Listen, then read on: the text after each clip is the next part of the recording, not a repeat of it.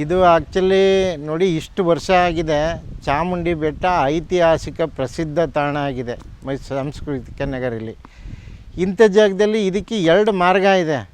ಒಂದು ಕುರ್ಬಾರಳ್ಳಿಯಿಂದ ಹೋಗುವಂಥದ್ದು, ಇನ್ನೊಂದು ನಮ್ಮ ಕಾರಂಜಿ ಕೆರೆ ಸರ್ಕಲ್ನಿಂದ ತಾವರೆಕಟ್ಟೆಗೆ ಹೋಗಿ ಅಲ್ಲಿಂದ ಹೋಗುವಂಥದ್ದು. 2 ಮಾರ್ಗ ಒಂದೇ ಆಗಿರುತ್ತೆ. ಈ ರಸ್ತೆಯಲ್ಲಿ ಅನೇಕ ಹಿರಿಯರು ಅಂದರೆ ರಾಜ ಮಹಾರಾಜರು, ಅವ್ರ ಮಕ್ಕಳು ಮೊಮ್ಮಕ್ಕಳು, ಹಾಗೆ ಪ್ರತಾಪ್ ಸಿಂಹಜಿಯವರು ಇವರೆಲ್ಲ ಓಡಾಡಿದಂಥ ಜಾಗ ಇದು.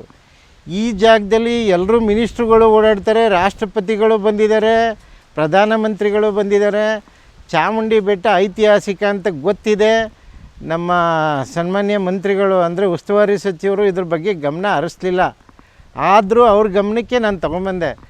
ತಂದ ತಕ್ಷಣ ತುಂಬ ಸ್ಪಂದಿಸಿ ಅವರು ಕಾರ್ಯ ನೆರವೇರಿಸಿ ಅಂತೇಳಿ ಈ ರಸ್ತೆಯಲ್ಲಿ ನೀವು ಹೇಳ್ದಂಗೆ ಬೀದಿ ದೀಪ ಕೂಡ ಇಲ್ಲ. ರಾತ್ರಿ ಹೊತ್ತು ದಿನನಿತ್ಯ ಕಗ್ಗತ್ತಲಾಗಿರುತ್ತೆ. ಅಂಥದನ್ನೆಲ್ಲ ನೋಡಿ ಆ ರಸ್ತೆಗೆ ಏನಾದ್ರು ಒಂದು ಮಾಡಲೇಬೇಕು ಅಂತೇಳಿ ನಾನು ಮೂಲಭೂತ ಸೌಕರ್ಯನ ನಾನು ಮನವಿ ಮಾಡ್ಕೊಂಡಾಗ ಜಿಲ್ಲಾ ಪಂಚಾಯತ್ ಆಫೀಸಲ್ಲಿ ಅವರು ಇಮ್ಮಿಡಿಯೇಟಾಗಿ ತುರ್ತಾಗಿ ಸ್ಪಂದಿಸಿ PGRSನೆಲ್ಲ ಹಾಕಿ ಈ ಕಾರ್ಯ ನೆರವೇರಿಸಿ ಅಂತೇಳಿ ನಮ್ಮ ಇವರಿಗೆ ವಾಣಿವಿಲಾಸ್ ಎಕ್ಸಿಕ್ಯೂಟಿವ್ ಇಂಜಿನಿಯರ್ಗೆ ಸ್ಟ್ರೀಟ್ ಲೈಟ್ನವರಿಗೆ ಇನ್ಫಾರ್ಮ್ ಮಾಡಿದ್ರು. ಅವ್ರು ಮಾಡಿದ ತಕ್ಷಣ ಅವರು ಕೂಡ ಕಾರ್ಯಕ್ರಮ ಪ್ರಾರಂಭ ಮಾಡಿದ್ರು. ಇಲ್ಲ ಅಂತ ನಾನು ಹೇಳ್ತಿಲ್ಲ.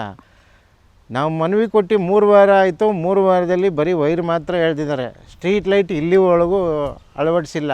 ಯಾಕೆ? ಈ ರಸ್ತೆ ಏನು ಅವಶ್ಯಕತೆ ಇಲ್ವಾ ನಿಮಗೆ? ಈಗ ಒನ್ ವೇ ಆಗ್ತಾಯಿದೆ. ನಮ್ಮ ಸರ್ಕಾರನೇ ಮಾಡಿರೋದು ಒಂದು ಪ್ರಕಾರ ಆ ಕಡೆಯಿಂದ ಹೋಗುವಂಥದ್ದು, ಈ ಕಡೆಯಿಂದ ವಾಹನಗಳು ಹಿಂತಿರುಗುವಂಥದ್ದು ಇನ್ನೇನು ಕೆಲವೇ ತಿಂಗಳಲ್ಲಿ ಆಗುತ್ತದು. ಎಲ್ರಿಗೂ ಗೊತ್ತಿರೋ ವಿಚಾರನೇ. ಅಂಥ ವಿಚಾರನೇ ನೀವು ಯಾಕೆ ನೆಗ್ಲಿಜೆನ್ಸ್ ಮಾಡ್ತಾಯಿದ್ದೀರಿ ಅಂತ ನನಗೆ ಗೊತ್ತಾಗ್ತಿಲ್ಲ ಸರ್. ಅದು ಈ ಪ್ರತಿಷ್ಠಿತ ಹೋಟ್ಲುಗಳು ಇವರೆಲ್ಲ ದುಡ್ಡು ಮಾಡೋದಕ್ಕೆ ಮಾತ್ರ ಮಾಡ್ಕೊಂಡಿದ್ದಾರೆ ಅಷ್ಟೇ. ಅವ್ರಿಗೆ ರಸ್ತೆ ಅವೆಲ್ಲ ಅವಶ್ಯಕತೆ ಇಲ್ಲ. ಅವರೊಂಥರ ಸೆಲ್ಫಿಸ್ಟ್ಗಳು. ಅವರು ಇಲ್ಲಿವರೆಗೂ ಸರ್ಕಾರದ ಗಮನಕ್ಕಾಗಲಿ ಮಹಾನಗರ ಪಾಲಿಕೆಗಾಗಲಿ ಯಾರ ಗಮನಕ್ಕೂ ತಂದಿಲ್ಲ. ನಾನು ಒಬ್ಬ ಕಾರ್ಯಕರ್ತನಾಗಿ, ಪಕ್ಷದ ಮುಖಂಡನಾಗಿ ನನ್ನ ಕರ್ತವ್ಯ ಏನು? ಜನಸೇವೆ ಮಾಡೋವಂಥದ್ದು. ಹಾಗಾಗಿ ನಾನು ಗಮನ ಹರಿಸಿದಾಗ ಇವೆಲ್ಲ ಕಾಣಬಂತು. ಇದನ್ನು ತುರ್ತು ಕ್ರಮ ತಗೊಂಡಿದ್ದೀವಿ.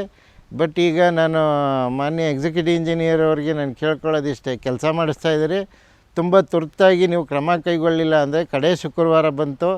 ಇದ್ರ ಬಗ್ಗೆ ನಾನು ಇನ್ನೂ ಮತ್ತೆ ಮನವಿ ಮಾಡಿ ನಾನು ನಮ್ಮ ಮಾನ್ಯ ಮಂತ್ರಿಗಳಿಗೆ ನಾನು ನಿಮ್ಮ ವಿರುದ್ಧ ದೂರು ಸಲ್ಲಿಸಬೇಕಾಗುತ್ತೆ. ಪ್ರೈಮ್ 9 ಕನ್ನಡ ಪ್ರಾಮಾಣಿಕತೆಯಿಂದ ನಿಮ್ಮೊಂದಿಗೆ.